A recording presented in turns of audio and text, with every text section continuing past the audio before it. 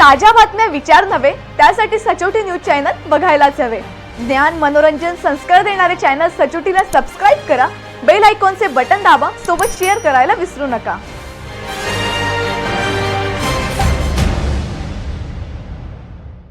Shalarth ID घोटाळ्यात नागपूर विभागात चौकशी होण्यापूर्वी पगार थांबविण्याचे आदेश सुप्रीम कोर्टाने दिलेत। या आदेशाला धरून नाशिक विभागातील चौकशी सुरू असलेल्या सर्व शिक्षक व कर्मचाऱ्यांचे वेतन तात्काळ थांबविण्यात यावे अशी मागणी राजकुमार छाजेड यांनी केली आहे।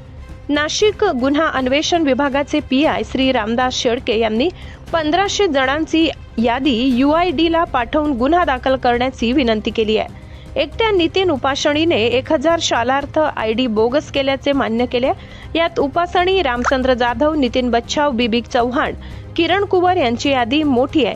त्यामुळे संस्था चालक दलाल यांनी मोठा घोटाळा केलाय। यासाठी नवीन गुन्हे दाखल करणे आवश्यक आहे। शिक्षण विभागाचे अधिकारी गुन्हे दाखल करण्यास टाळाटाळ करीत असून या प्रकरणी शासनाला नोटीस देण्यात आली आहे। नाशिक विभागात सुमारे 10,000 शिक्षक बोगस आहेत। यातील बऱ्याच शिक्षकांच्या डिग्र्याही बोगस आहेत।